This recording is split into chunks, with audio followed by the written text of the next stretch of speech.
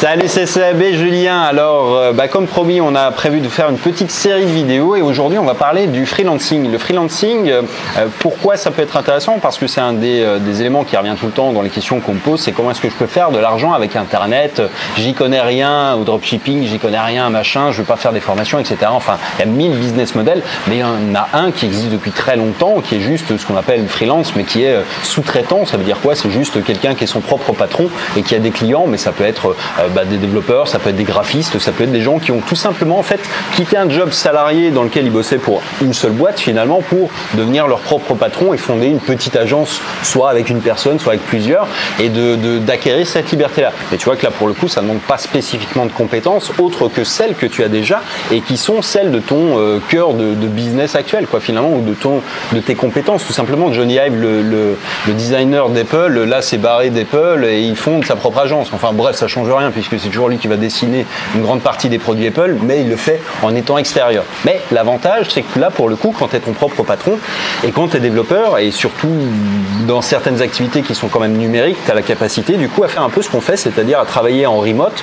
c'est-à-dire à distance, et donc d'être finalement libre géographiquement, même si tu n'es pas libre totalement de tout ce que tu veux, tu vas être forcément limité, mais on va parler un petit peu de tous ces aspects-là justement, mais tu vas quand même pouvoir acquérir la liberté géographique et pouvoir bosser à peu près d'où tu veux. C'est pour ça qu'il y a des villes en Asie où tu as plein de gens qui font dans les coworking des logos, du code, du machin, du truc.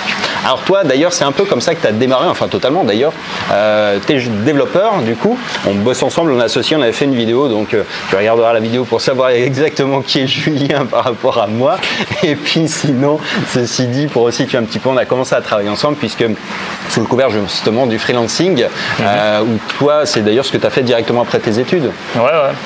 Ouais, alors pas tout à fait, enfin si, mais en fait j'ai fait mes 2 dernières années d'études en alternance, donc j'avais déjà une expérience professionnelle, tu vois, avant d'entrer, je suis pas passé des cours à freelance directement, donc j'avais déjà, en fait j'avais même choisi, j'ai fait mes 2 dernières années de master en travaillant justement avec un freelance qui lui avait pour le coup choisi de prendre en gros un premier employé, donc du coup j'avais vraiment la vision de comment il traitait ses clients, de machin et tout, donc ça m'a permis après d'y aller directement en ayant déjà vu ça, quoi.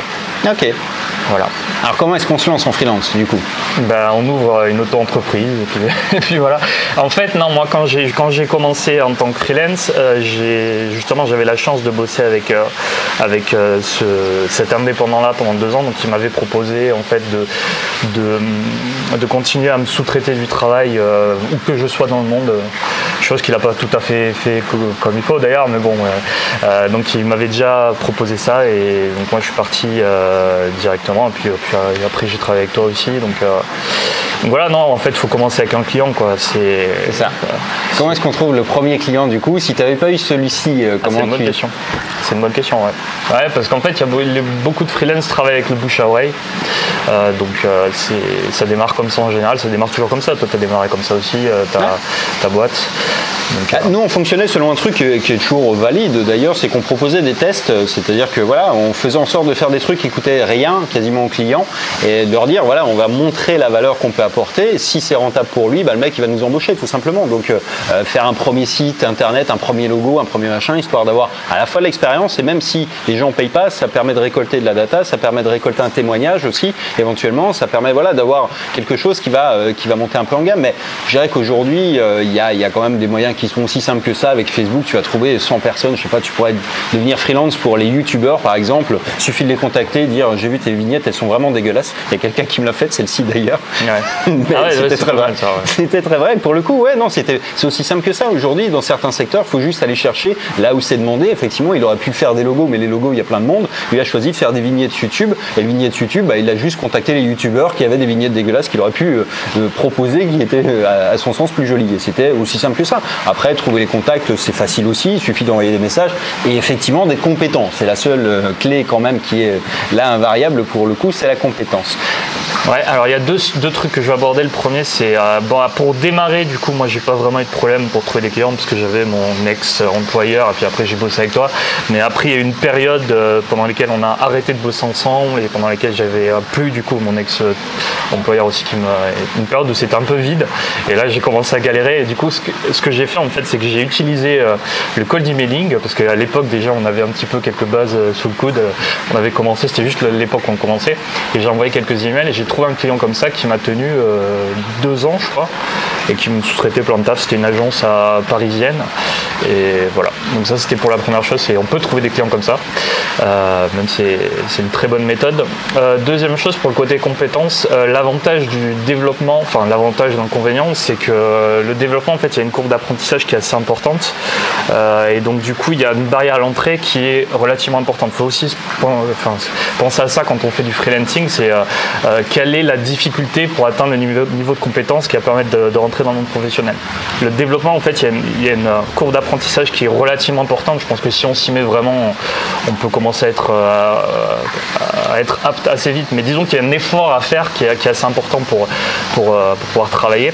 Ce qui fait que les compétences sont assez demandées et sont vendues assez cher. Tandis que si on fait de la rédaction, par exemple, ou des choses comme ça, où il n'y a pas une courbe d'apprentissage qui est très, très importante, les tarifs tout de suite vont être moins importants. Tu vois. Ah, ouais, il y a toujours cette notion de spécialisation, pour le coup, qui vient en contrepoids. C'est-à-dire, tu vois, typiquement, si je prenais l'exemple des logos, mais c'est valable aussi pour la rédaction. Quelqu'un qui ferait des logos, il y a 1000 Indiens qui envoient des emails tous les jours pour les logos, ça ne sert plus à rien.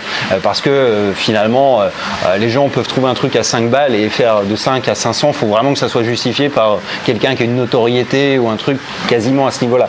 En revanche, la spécialisation permet d'utiliser ses compétences graphiques rapportées à d'autres choses. Par exemple, de faire ce que les autres font moins, de démarcher des youtubeurs pour leur proposer de faire des bannières sur les chaînes, des vignettes, des choses comme ça, ou d'autres choses qui sont plus spécifiques mais qui restent dans le domaine du design. Pour les rédacteurs, c'est un peu la même chose. Des gens qui deviendraient des copywriters et plus seulement des rédacteurs, c'est-à-dire des gens qui rédigeraient des emails quotidiens, des pages de vente, mais qui deviendraient effectivement meilleurs que la concurrence. Et ça, encore une fois, c'est une règle. Quand tu n'es plus salarié, va falloir effectivement que tu continues à te former, que tu sans doute deviennes meilleur ou que tu te spécialises, et ça va les deux avec, pour avoir un avantage compétitif, un avantage concurrentiel qui te garantisse à vie quasiment d'avoir du travail. Parce que une fois que tu es bon dans un truc et que tu es reconnu comme étant bon dans un truc, tu deviens une espèce de référence. Et c'est ça qui est intéressant. Donc c'est possible, mais ça demande d'avoir effectivement cette vision de dire je ne vais pas faire comme tout le monde dès le départ, de faire quelque chose qui est très spécifique et qui va répondre à un besoin de long terme aussi. Ouais, non, mais moi, ce que j'ai toujours pensé, d'ailleurs, on aurait peut-être dû le dire en introduction, c'est qu'en fait, on parle beaucoup de gagner sa vie sur Internet avec des formations, faire des vidéos, des machins, des trucs, mais en fait, ce qu'il faut bien se dire, c'est que la majorité de l'économie d'Internet, c'est pas de la vente de formation, c'est des gens qui créent des sites, des gens qui font des bannières, des gens qui font des choses comme ça.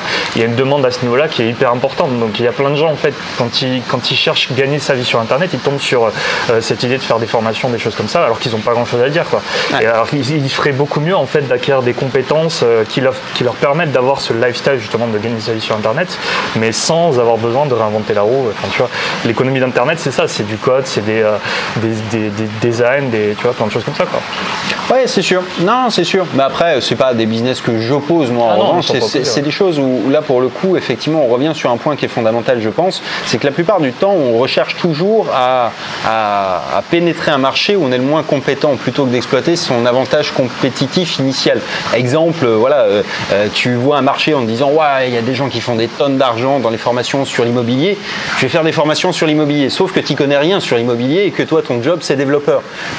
Plutôt que de réinventer la roue, reste développeur et sois un meilleur développeur que les autres, et tu pourras éventuellement faire des formations aussi plus tard, mais tu as déjà sous le coude finalement de l'expérience, de l'expertise que tu peux déjà beaucoup plus facilement monétiser que d'essayer de devenir bon, parce que devenir bon dans un autre secteur, il y a toujours la même courbe d'apprentissage pour tout le monde, tu repars de zéro à chaque fois, et donc du coup c'est pas impossible, c'est juste plus long, plus pénible que là où tu as déjà en fait de la valeur à apporter, à déployer tout de suite. D'ailleurs c'est de là qu'est venue un petit peu l'idée de Linkit, c'est qu'à la base en fait on s'était dit voilà, on va lancer BHM, à la base c'était l'idée de BHM, voilà, on va faire des formations.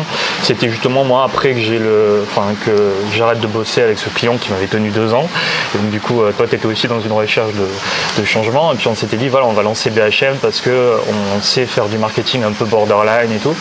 Et moi, je voulais faire des formations à ce moment-là, et puis je me suis rendu compte, j'en ai fait 2-3, et puis je me suis rendu compte qu'en fait, c'était pas, tu vois, c'était pas forcément mon truc. Enfin, j'avais beaucoup plus finalement à apporter sur le code, sur des choses où il y a vraiment. Je sais que par rapport à quelqu'un de normal, en fait, pour qu'il rattrape mon niveau en code, il va y avoir du taf, tandis que tu repars de zéro si tu fais des formations, quoi. Et donc du coup, voilà, c'est sur cette idée en fait qu'il faut se lancer sur le domaine où pour nous on fait les choses facilement, mais on sait que les autres en fait ils se demandent comment on fait. Ils se disent c'est ça. Et toujours garder ça en fait, parce que c'est un unfair advantage, c'est un avantage difficile à rattraper pour les autres, mais qui pour nous paraît super simple en fait. On en a tous un en fait, je pense. Ouais, on en a tous un, et puis surtout, encore une fois, il y a plein de gens qui passent de salariés à consultants, c'est jamais que du freelancing, mais c'est la même chose, c'est juste l'idée de devenir son propre autopatron, dans le sens où il n'y a pas besoin d'avoir une énorme structure, il n'y a pas besoin de salariés, il y a juste besoin de se concentrer sur un savoir-faire, et puis de devenir un élément externe d'une entreprise. D'ailleurs, il y a plein de gens qui font la même chose, qui restent juste, même à bosser comme Johnny Ive finalement, bosser pour la même boîte, simplement ils deviennent extérieurs, les boîtes ne sont pas contre, parce qu'en plus, ça leur décharge un salarié et ça devient un prestataire, donc il y a moins de charges, il y a moins de machin, il y a moins de trucs. Et pour eux, c'est c'est un excellent moyen aussi de garder son premier client, si tant est qu'on ait déjà un job, c'est de se transformer son employeur finalement en client. Après, la liberté effectivement de ce type de fonctionnement, c'est ça, c'est de pouvoir partir à l'autre bout du monde. Alors évidemment, après, il faut travailler, ça ne change rien au boulot, mais on peut au moins être libre géographiquement, bosser de chez soi, bosser d'où on veut. Et simplement, effectivement, ça exige une discipline qui est différente de celle d'un salarié. Je pense que c'est un point sur lequel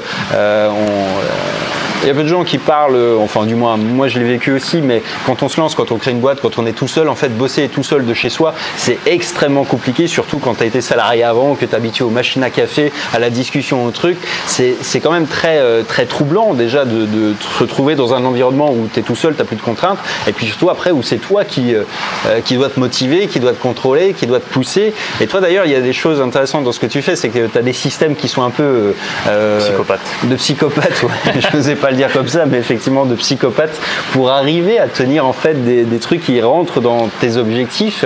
Tu es un peu un geek absolu de ce truc-là. Moi, je suis un peu partagé sur l'idée, parce que j'aime pas en fait devoir rendre des comptes à un ordinateur. C'est un peu une barrière mentale plus qu'autre chose, mais je comprends l'intérêt et justement c'est intéressant à partager. Non, mais en fait, nous on a quand même, on vit vraiment comme des électrons libres. C'est-à-dire qu'il y a des entrepreneurs qui fonctionnent comme nous, des entrepreneurs du web, mais ils ont des employés, tu vois, donc ils ont l'obligation d'être là toujours à la même heure, à peu près tous les jours. Nous, on est vraiment en mode freestyle, quoi. Enfin, je me lève quand je veux, je travaille quand je veux, quoi. Donc, quand tu fonctionnes comme ça, si tu te mets pas de contraintes, au bout d'un moment, tu te mets pas à travailler. Alors toi, t'as pas besoin forcément de mettre en place ce que je mets moi, parce que toi, tu as des contraintes sur le court terme. C'est-à-dire que tu dis, voilà, je dois faire rentrer du chiffre, je dois faire des lancements chaque semaine, etc. Donc, sur une semaine, en fait, si tu sais que tu es en retard sur un lancement, tu vas te bouger. Enfin, tu vois, tu as cette idée-là. Moi, c'est des développements qui font 6 mois, quoi. Donc, quand tu dis que tu as un développement qui fait 6 mois, c'est toujours un peu compliqué, ouais, de se mettre un peu le truc. Donc en fait pendant des années, moi ce que j'ai essayé de faire, c'est de trouver la journée idéale et de me dire voilà, je vais me lever à telle heure, de telle heure à telle heure je vais travailler en mode Pomodoro, je vais faire 15 Pomodoro. Alors les Pomodoro, pour l'histoire, c'est des sprints de travail de 25 minutes avec 5 minutes de pause. Et donc du coup j'ai essayé de faire ça pendant des années, de vraiment me fixer un emploi du temps comme ça, mais en fait on ne tient jamais le truc, parce qu'il y a des jours on a fait une soirée la veille, on se réveille pas, ou tu vois, il y a ça marche pas comme ça. Donc du coup là je teste un système différent, qui est un système qui en fait me fait des remontées. Je sais pas comment expliquer le truc, si tu as peut-être une idée. C'est compliqué à expliquer effectivement ton truc. C'est compliqué déjà à faire tourner. C'est extrêmement compliqué. Bon, l'idée c'est que en fait ça nivelle les reports sur des durées qui sont. L'idée c'est que on peut pas avoir une journée idéale et la reproduire tous les jours, mais en revanche on peut essayer de faire en sorte que à la fin de la semaine on tienne des objectifs. Voilà. C'est-à-dire que ça va s'équilibrer, ça va se compenser. On va jouer plus sur des moyennes, c'est-à-dire des journées où on est super productif, on va tout défoncer. bosser, puis le lendemain on va être un peu plus mou parce qu'on a tout donné la veille, mais ce qui compte, c'est que tu as un système qui te dise attention, tu es en retard, si tu veux tenir les cadences, parce que tu as une lisibilité sur ce qui se passe pas au quotidien, mais vraiment sur une période un tout petit peu plus longue qui absorbe les différences. Ouais, c'est ça. En fait, j'ai un outil qui s'appelle Beeminder, pour le nommer, qui est absolument imbitable niveau interface, mais qui en fait est vachement intéressant parce que je fixe du coup un objectif. Alors j'ai notamment 2 objectifs pour le développement qui sont intéressants. Le premier, c'est un objectif de ce que j'appelle du deep work, donc du temps de travail vraiment sur du code, sur des projets comme Linklead. Et le deuxième, c'est par exemple un nombre de commits sur GitHub. Donc les commits, en fait, c'est des ajouts de versions de code bon bref, des publications de code. Donc j'ai ces 2 objectifs qui sont, je crois, à minima 20 heures de deep work par semaine et 5 nouvelles versions de code par semaine. Et du coup, j'ai mis ça comme objectif sur l'outil et ça va me gérer ça va me faire une moyenne quotidienne de temps de travail à faire et de modification de code à faire. Et ça va accepter les variations. Ça va accepter qu'un jour, je vais pas me lever, je vais pas bosser, etc. Mais il faudra que je le rattrape le lendemain en fait, il y a une courbe comme ça et on tombera en dessous. Il faudra rattraper le lendemain pour passer au-dessus de la courbe. Enfin, voilà, c'est un outil comme ça. Qui prend de l'argent si tu tiens pas les objectifs. Voilà, ça aussi, ouais. C'est-à-dire que si on est vraiment en retard, en fait, on peut configurer une sorte de punition que ça vienne nous prélever de l'argent sur les comptes. Mais bon, ouais, c'est pas.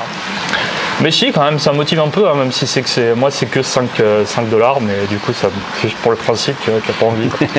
T'as pas envie de. C'est clair. Mais ouais. C'est la punition. Ouais. Mais c'est intéressant.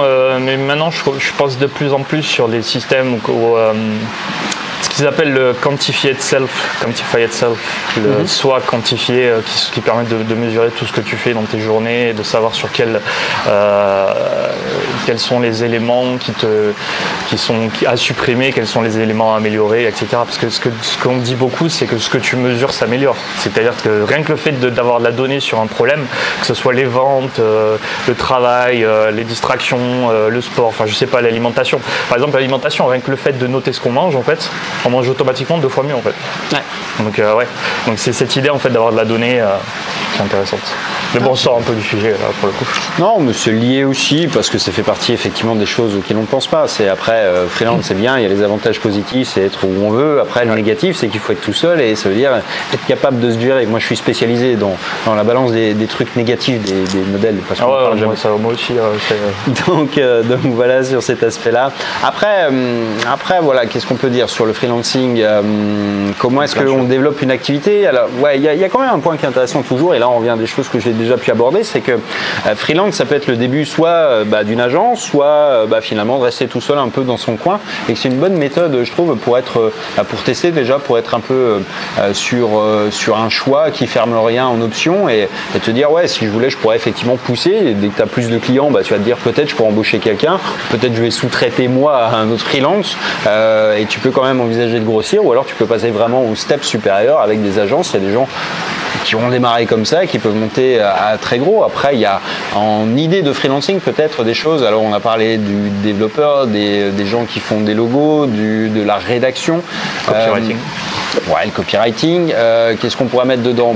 Il y a sans doute tout ce qu'on peut voir, je pense, sur Fiverr, sur 5 €. Où là, il y a des tonnes. Ouais, il y a ça, le doublage vidéo, la transcription. Enfin, ça, il y a des gens qui le font pour beaucoup moins cher, mais il y a plein. En fait, je pense qu'en idée d'inspiration, il faut aller, comme d'habitude, chercher ce que les gens achètent déjà.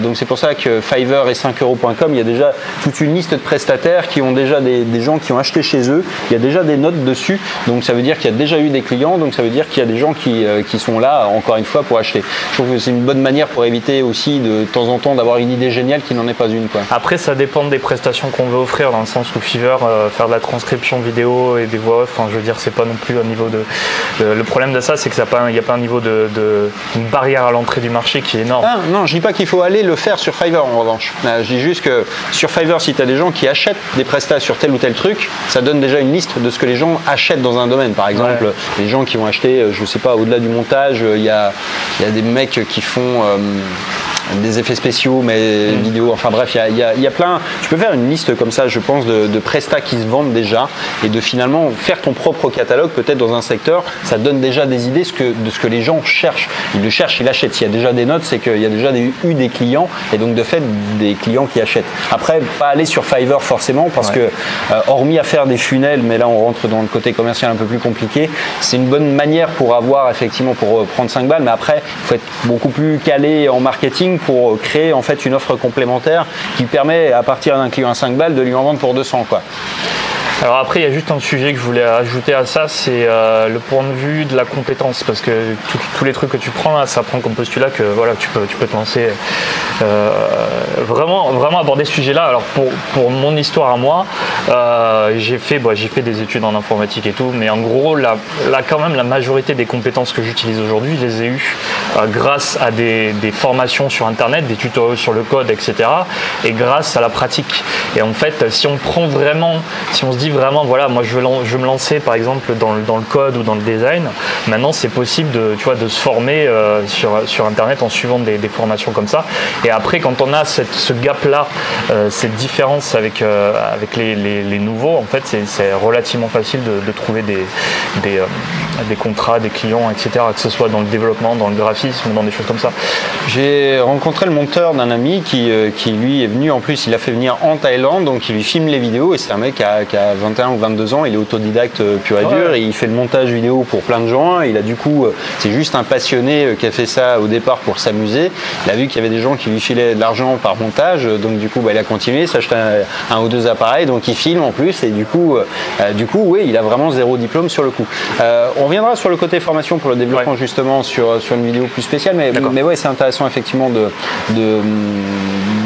le prendre en référence. Ouais, c'est que dans la vie on a tous trois ressources à disposition et que c'est les seules dont tu as besoin, c'est du temps, de l'argent ou des compétences. Et si tu n'as pas de compétences, bah, tu dois avoir du temps et idéalement si tu es voilà, à un sommet un peu dans ton activité, tu as les trois à la fois quoi. C'est-à-dire que tu peux être à la fois compétent, un peu avec du budget et avoir voilà, un peu, mais c'est normalement tu as au moins une des trois pour avoir de quoi réussir. Donc on est tous pareils, on a tous commencé avec zéro, on est à peu près tous arrivés au monde de la même manière, donc le code et tout le reste on l'a appris sur le tas et ça vaut pour tous les métiers, pour tous les trucs, donc l'expérience c'est ce qui est effectivement paye le plus au-delà d'un diplôme. Les diplômes sont pas importants dans le freelancing sauf quand tu es dans des trucs très spécifiques, mais aujourd'hui c'est moi, il y a quelqu'un qui m'envoie un logo ou des vignettes, je vais regarder la vignette, je vais pas lui demander un diplôme de quoi que ce soit quoi. De toute façon les diplômes dans le code, je veux dire, on est complètement à 5 ans de différence, on est complètement à la ramasse quoi. Les trucs ça change tellement vite. Moi je suis d'ailleurs c'est un problème que j'ai aussi en plus j'en ai parlé dans la vidéo d'avant, en plus de de coder Linklead et de faire du marketing, j'ai un problème aussi pour mettre à jour les compétences parce que si tu te mets pas à jour pendant un an dans le code, t'es complètement arriéré quoi. Donc il faut du temps, enfin voilà.